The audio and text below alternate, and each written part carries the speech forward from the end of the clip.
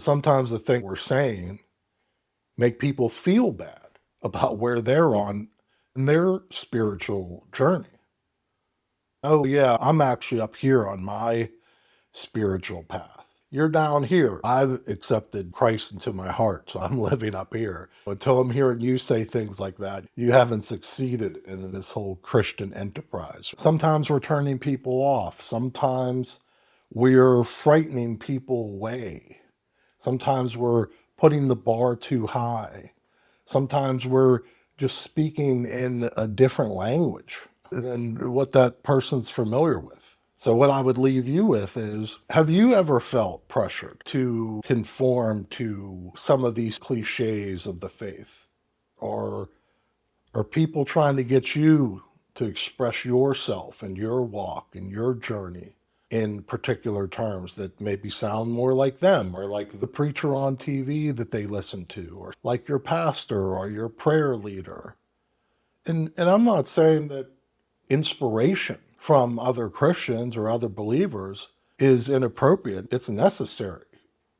We need to see other people walking out their journey. The answer isn't to take that away, but we need to be more mindful to not try to smash people into this little box, regardless of where you're at right now with God or Christ or your faith, or even outside of Christianity.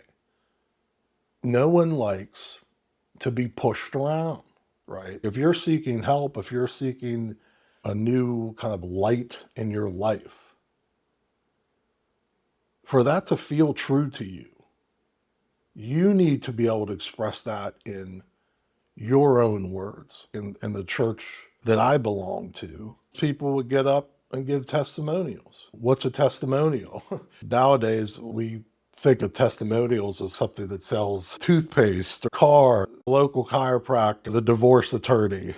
Look at the testimonials from satisfied clients. If you're not familiar with a church or a Christian testimonial, what I believe they're supposed to be are unique, individualized accounts or expression or stories or tidbits or even just tears.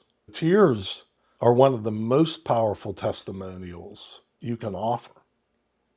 Most of us encounter times in our lives when we really are broken. We're on the edge of tears. We're on the edge of crumbling. Somehow he's intervened and answered our prayer. That's just such a profound relief. We feel so loved. We can just breathe a sigh of relief. This incredible tension, this burden, this catastrophe that was going to fall on us has been removed.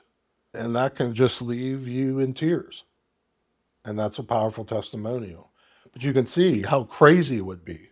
And I've actually seen this, so I know this exists. Some places you go to give a testimonial, they're very formulaic. If you're sitting in the audience and people are getting up to give testimonials, it's like they're reading off a script. It seems artificial because life isn't a script. So everybody that's getting up talking about what they needed help with or what God helped them with, if it's true, it should all sound and look different.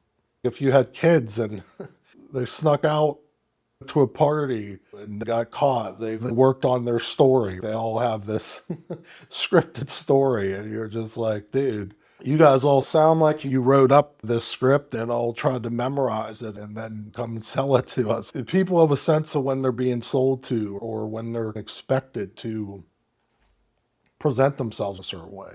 I would encourage you not to bow to that type of pressure, because when people try to get you to conform to a certain type of relationship with God, that often leads you away from God, because only God knows what your unique path is to be. So your path is going to look different. It's going to sound different. It's going to proceed at a different rhythm and at a different pace. We're going to be different places at different times. Sometimes you're going to be talking about what God's done. Sometimes you're going to be talking about what he hasn't done. Sometimes you're going to be crying. because of the mercy that God's shown you.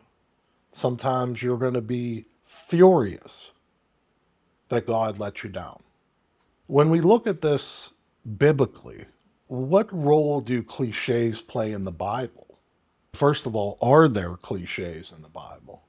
Or is it something about just something we're messing up as humans and the way we're applying them? One of the challenges is separating a cliche, a repeated truth, or a point that's made emphatically and seems like something we need to be saying, something we need to be calling upon, versus a worthless group of words. What I would say is, was Christ more interested in what you said or what you did? Do you think Christ is more concerned with what you say or what you do?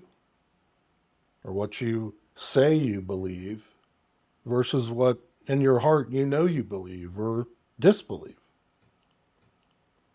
The way Christ is depicted to us, and indeed the way he's depicted in the Bible, and based off the things that he said and did and taught, Christ wasn't really a superficial person.